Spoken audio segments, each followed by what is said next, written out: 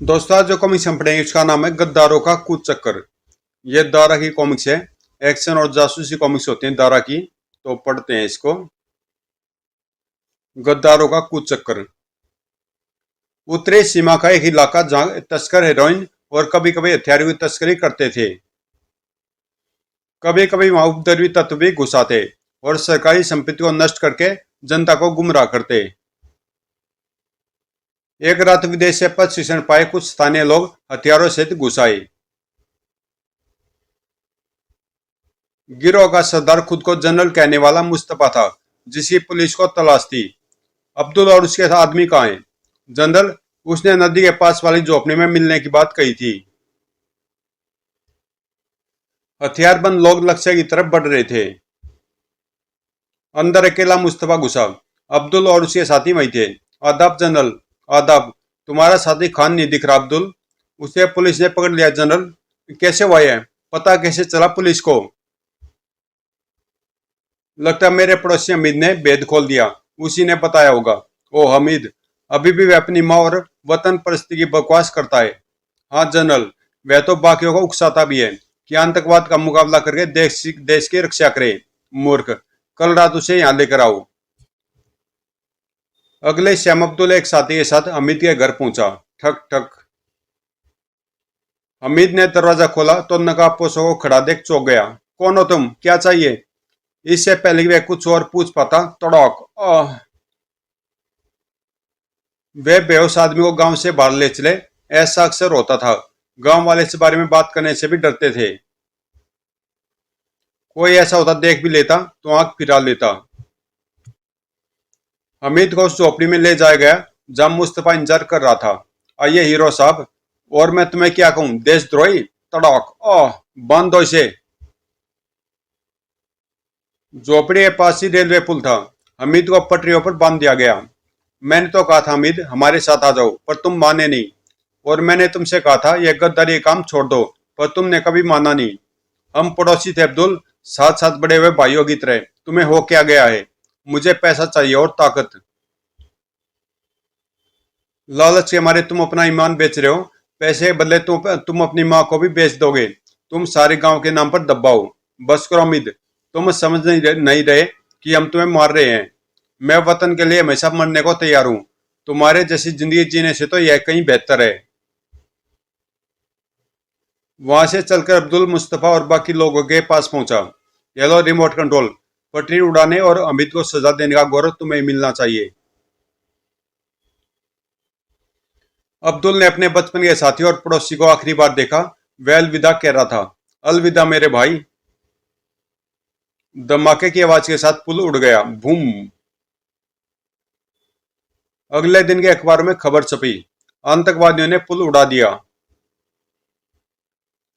राणा बिक्रमवीर सिंह उर्फ राजा साहब उर्फ दारा सवेरे की दौड़ लगा रहा था। वह प्रतिदिन घंटों कसरत करता था। आज वह नए रास्ते पर दौड़ रहा था, क्योंकि वह एक विशेष उद्देश्य से निकला था। वह उस जंगल की तरफ दौड़ रहा था जहां उसे खुफिया शाखा के चीफ श्रीराव से मिलना था। सवेरे 6 बजे काम की बात। चीफ ही सोच सकते हैं कोई महत्वपूर्ण काम होगा। वे रहे। नमस्कार सर। नमस्ते दारा। मैंने तुम्हारे सवेरे के कार्यक्रम में कोई गड़बड़ तो नहीं की? नहीं सर, बिल्कुल नहीं। आतंकवादियों ने पुल उड़ा दिया है। अगले कुछ दिनों में और भी गड़बड़ हो सकती है। चीफ से बात करते करते दारा कसरत भी करता जाता था। उन्हें रोकना ही होगा। पुलिस पूरी कोशिश कर रही है, पर लोग पुलिस से बात करते डरते हैं। जो बात करते पाया जाता है उसे आतंकवादी मार देते हैं। सीमा पर के सभी गांव में आतंक फैला हुआ है। इसीलिए हमें यह काम सौंपा गया है। कहां से शुरुआत करनी है सर? शस्त्रों के प्रशिक्षण के लिए सीमा पार जाने वाले 5 ग्रामीणों के नाम हमारे पास है। वे सब भूमिगत हो गए हैं, पर हमारे पास उनके फोटो भी हैं और यह भी पता कि वे अक्सर कहाँ जाते हैं। इस तरह का प्रशिक्षण पाने वाले कुल 100-200 लोग होंगे, पर इतने इतने लोग आम आदमी को आतंकित करने के लिए काफी है। मुझे क्या करना है? राष्ट्रद्रोही को गिरफ्तार करना है। सबसे खतरनाक कोई मुस्तफा है जो खुद को जनरल कहता है। काम में खतरा है। अपनी रक्षा के लिए तो मैं किसी को भी मारने की छूट है। मुस्तफा, मैं उसे जिंदा पकड़ूंगा। ताकि उस पर मुकदमा चलाया जा सके। इसमें पांचों शीर्ष आतंकवादियों के चित्र और परिचय है। मैं इसी वक्त काम पर लग जाता हूँ सर। बढ़िया, पर सावधान रहना दारा, ये खतरनाक लोग हैं। वे हमारे देश के दुश्मन हैं और इनसे निपटना मुझे आता है। और चिप चला गया। जनरल मुस्तफा। देर शाम को दारा ग्रामीण का वेश पहनकर घर से निकला और चाय की दुकानों, शराब के अड्डों, ओह मेरे दोस्त, तुम मेरे भाई जैसे हो, और खेल के मैदान में किसी सूत्र की तलाश में घूमता रहा। यहीं दिखे थे वे। श्याम को एक ढाबे में वह खाना खा रहा था। उसने देखा 4 आदमी ढाबे के पिछवाड़े से निकल रहे थे। वह लंबा तो शेख है। वे चुपचाप बाजार से चले गए। दारा भी उठकर हिसाब पूछने लगा। 12 रुपए साहब, लीजिए शुक्रिया। वह कुछ दूरी रखकर उनका पीछा करने लगा। कुछ दूर चलकर 3 आदमी मुड़ गए, पर शेख आगे बढ़ता गया। वह अपने गांव नहीं जा रहा। शेख आराम से चलता हुआ जंगल तक पहुंच गया। मुझे जरा पास पहुंच जाना चाहिए, वरना कहीं गायब हो जाएगा। जंगल में गहरा अंधेरा था। वह दिख नहीं रहा। कुछ आवाज सुनकर दारा तेज से मुड़ा। स्विश। उस पर फेंका गया चाकू पास से निकल गया। दारा ने शेख को पिस्तौल निकालते देखा। वह उसे पकड़ने के लिए लपका। शेख संतुलन खोकर गिर पड़ा। दारा ने उसके सिर के पीछे वार किया और उसे पकड़ लिया। ले तो गर्दन तोड़ दूंगा। शेख ने मुंह खोलकर साइनाइड का कैप्सूल दिखाया। दारा के रोकने से पहले उसने कैप्सूल को दांतों से तोड़ दिया और वह जमीन पर जा गिरा। ओह कायर। कुछ दिन बाद दारा ने पहाड़ी इलाके में छिपे 2 और आतंकवादियों को ढूंढ निकाला। पकड़ लो इसे। पर दारा उनसे कहीं अधिक फुर्तीला था। ओह ढूम ए। कुछ ही देर में दोनों बेहोश पड़े थे। मैं तुम्हें आत्महत्या करने का वक्त नहीं दूंगा। उन दोनों आतंकवादियों से मिली जानकारी के आधार पर उनके कुछ ठिकानों पर छापा मारा गया। Hands up. मुस्तफा और उसके साथियों की गुप्त बैठक। हो क्या रहा है? हमारे आदमी पुलिस के जाल में फंस रहे हैं। जरूर कोई भेदिया है। अब्दुल, कौन हो सकता है वह? पता नहीं जनरल, पर मुझे लगता है कोई एक आदमी है जिसने शेख और बाकी 2 को पकड़ा। क्या सिर्फ एक आदमी? पागल हो गए हो? खैर, कल कडल गांव में उन्होंने हमारे आदमी पकड़े थे ना? हाँ जनरल। है, राख कर दो उस गांव को। मुस्तफा, अब्दुल और बाकी आतंकवादियों ने छोटे से गांव कल कडल को घेर लिया। किस बात का इंतजार है? आग लगा दो। अब्दुल हतप्रभ सा खड़ा था। क्या बात अब्दुल? कुछ नहीं जनरल, इस गांव में मेरे चचा रहते हैं। तो क्या हुआ? गांव के हर आदमी को हमें धोखा देने की सजा भुगतनी होगी। और गांव में आग लगा दी गई। अब कुछ दिन शांत रहकर अगले हुक्म का इंतजार करो। अब्दुल कट्टर आतंकवादी था, पर उसे अपने दोस्त हमीद की याद अक्सर सताती थी। और कल कडल गांव धू धू कर जल उठा। वहां मैंने चचा के घर में बचपन गुजारा था। आतंकवादियों की खोज में लगे दारा का वक्त जंगलों और पहाड़ियों में गुजरता था। काफी दिन से उन्होंने कोई कार्रवाई नहीं की। अब्दुल के घर चलना चाहिए। ऊंची पहाड़ी पर बसे सुदूर गांव में अब्दुल के घर पर नजर रखे हुए दारा। उसके घर में रोशनी है। तभी उसने देखा 2 आदमी घर का दरवाजा खटखटा रहे थे। हथियार बंद है। उसने देखा एक औरत ने दरवाजा खोला। उससे बात करके वे लौट गए। दारा उनके पीछे था। जब वे सुनसान इलाके में पहुंचे, ओह ढूम, ओह धौड़, ओह ई तड़ोक। कुछ ही पल में वे दोनों जमीन सूंघ रहे थे। माफ करना, पर तुम लोगों के इरादे भी अच्छे नहीं थे। दारा लौटकर अब्दुल के घर पहुंचा। ठक ठक। एक औरत ने दरवाजा खोला। आदाब अम्मा, मुझे अब्दुल से मिलना है। इस नाम का यहाँ कोई नहीं रहता। मैं जानता हूँ वह यहीं रहता है। मुझे यह भी पता है कि वह मुसीबत में है। यकीन करो, मैं उसकी मदद कर सकता हूँ। तुम्हें पहले कभी देखा नहीं, पर आओ। अब्दुल काफी परेशान है इन दिनों। उसने कहा था कोई उसे पूछने आए तो लौटा देना। उसके दोस्त अच्छे लोग नहीं है, बहुत फिक्र है मुझे उसकी। मैं उसकी मदद कर सकता हूँ। तुम नेक और भले लग रहे हो, लगता है तुम पर भरोसा कर सकती हूँ। वह है कहाँ? पहाड़ी पर एक बड़ी चट्टान है। मेरा बेटा रातें वहीं गुजारता है। देखो उसे कुछ हो नहीं, उसे घर ले आना। घबराओ मत अम्मा। दारा पहाड़ी की तरफ चला। वह जगह होनी चाहिए। वह चुपचाप आगे बढ़ा। अब्दुल चट्टान के सहारे बैठा था। कौन है? मैं कहता हूँ कौन है? चुप रहो। मुस्तफा के आदमी तुम्हारी तलाश में है। वे मुझे मारना चाहते हैं। उन्होंने तुम्हें भेजा मुझे मारने के लिए। नहीं, मुझे मुस्तफा की तलाश है। सुना तुमने गिरोह छोड़ दिया है? तो तुम पुलिस वाले हो। मुझे गिरफ्तार कर लो, सजा सजा दिला दो। मैं खूनी हूँ, गद्दार हूँ। दारा ने अब्दुल को दिलासा दिया। परेशान मत हो, चलो घर चलो, तुम्हारी माँ इंतजार कर रही है। वे अब्दुल के घर की तरफ चले। मुस्तफा के सीमा पार वाले शिविर का मुझे पता है। मैं कल वहां जाऊंगा, चलोगे तुम? अब्दुल ने अविश्वास से दारा को देखा। क्या तुम्हारे साथी कहाँ हैं? मैं अकेला काम करता हूँ। ओह, मैंने तुम्हारे बारे में सुना है। जंगल में अकेले घूमने वाले से आतंकवादी डरे हुए हैं। वह कई आतंकवादियों को पकड़े या मार चुका है। तो तुम हो वे आदमी? हाँ, मेरा नाम दारा है। जब वे अब्दुल के घर पहुंचे, अम्मा, ओ मेरे बेटे, अब घबराओ मत।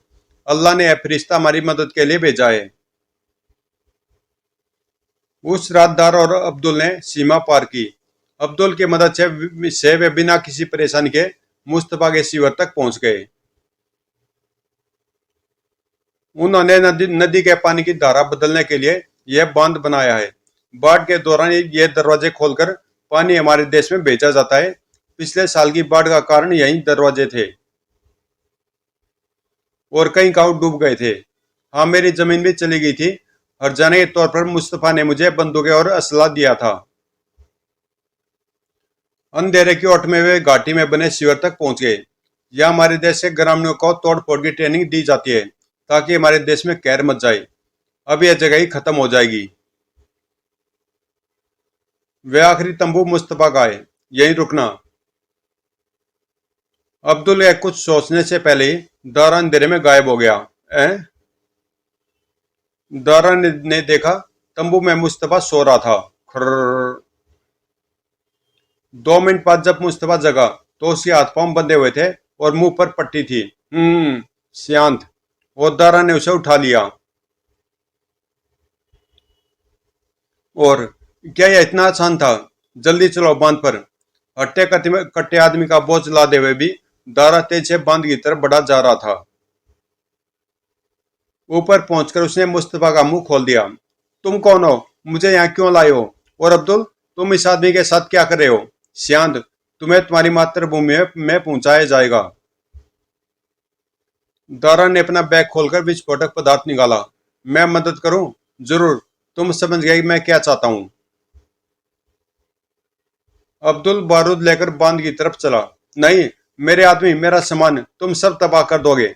समझे? जब तुम लोगों के घर चलाते होगे तो कैसा लगता होगा। कुछ देर बाद अब्दुल ने दारा को संकेत किया कि सब तैयार है। दारा ने उसे लौटने का इशारा किया, पर वह हिला तक नहीं। यह कर क्या रहा है? दारा अब्दुल की तरफ दौड़ा। यह करना क्या चाहता है? क्या वो अब्दुल? किसी भी क्षण विस्फोट हो सकता है। मुझे छोड़ दो, मैं मरना चाहता हूं, मैं पापी हूं। दारा अब्दुल को उठाकर भागा।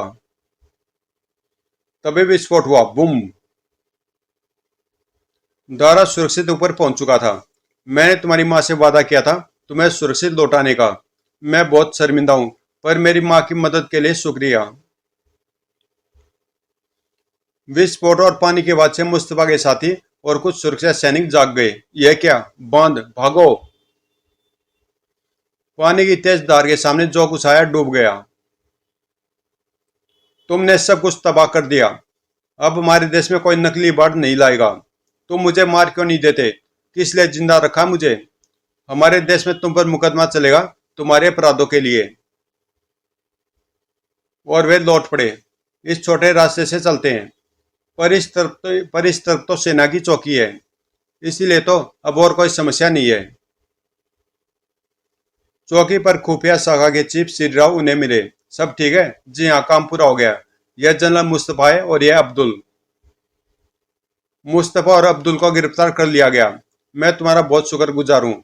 मेरी माँ को बता दोगे कि मैं ठीक ठाक हूँ? जरूर, मैं जरूर बताऊंगा। कुछ महीने बाद चीफ दारा उर्फ राजा साहब उर्फ विक्रमवीर सिंह से मिले। मुस्तफा को मौत की सजा मिली है और मुखबिर अब्दुल को 3 साल की सख्त कैद। और बाकी सब कैसा सर? सामान्य। तुम्हारी बदौलत कुछ छुटपुट घटनाओं के अलावा और कुछ नहीं हुआ। मुझे खुशी है सर। अब हमारी खूबसूरत घाटी में फिर से फूल खिलेंगे। तो दोस्तों, ये कॉमिक्स यहीं पे समाप्त होती है।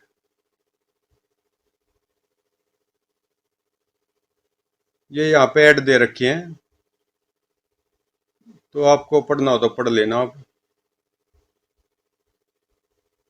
ये जादूगर पासा, लुटेरे बचाओ पुलिस, धोए धोए, जिप खिच कजक।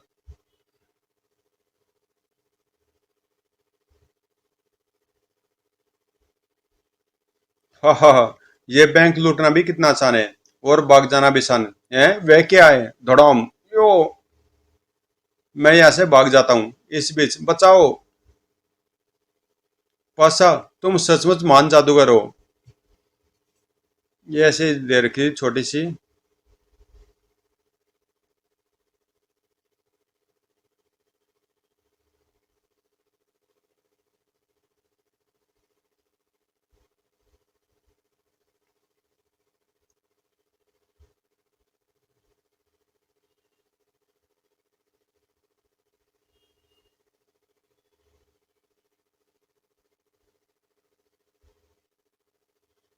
तो वो कॉमिक्स यहीं पे समाप्त होती है।